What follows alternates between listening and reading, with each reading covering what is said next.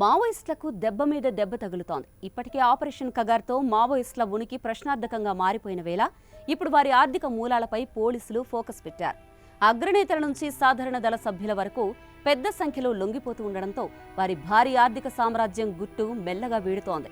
మావోయిస్టులు వివిధ మార్గాల్లో వసూలు చేసిన వందల కోట్ల రూపాయల నగదును బంగారంగా మార్చేశారని, భారీగా బంగారు నిల్వలు దాచిపెట్టారని నిఘా వర్గాలు బలంగా అనుమానిస్తున్నాయి. జాతీయ దర్యాప్తు సంస్థ విచారణలో అనేక విస్తుపోయే విషయాలు వెలుగులోకొచ్చాయి. జార్ఖండ్, ఛత్తీస్గఢ్, తెలంగాణ, ఏపీ సహా పలు రాష్ట్రాల్లోని కాంట్రాక్టర్లు, వ్యాపారుల నుంచి సేకరించిన నిధులను మావోయిస్టులు 2 మార్గాల్లో మళ్లిస్తున్నట్లు అధికారులు గుర్తించారు. పార్టీ సానుభూతి పరులు, వారి కుటుంబ సభ్యుల పేర్లతో డొల్ల కంపెనీలు, బ్యాంకు ఖాతాలు తెరిచి కోట్లాది రూపాయలను అందులోకి మళ్లిస్తున్నారు. మిగిలిన భారీ మొత్తాన్ని ముఖ్యంగా కోవిడ్ సమయంలో బంగారంగా మార్చి అడవుల్లోని డంపుల్లో లేదా సురక్షిత ప్రాంతాల్లో దాచిపెట్టినట్లు భావిస్తున్నారు. ప్రస్తుతం మావోయిస్టుల వద్ద సుమారు 400 కోట్ల రూపాయల నిధులు, 400 కిలోల బంగారం నిల్వలు ఉండొచ్చని నిఘా వర్గాలు అంచనా వేస్తున్నాయి.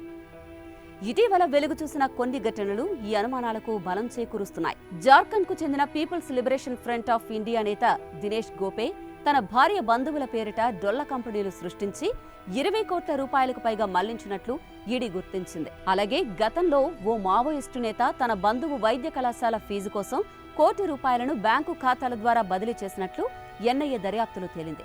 అయితే మావోయిస్టులు లొంగిపోవడానికి ఆర్థిక ఇబ్బందులు కారణం కాదని పోలీసు వర్గాలు స్పష్టం చేస్తున్నాయి.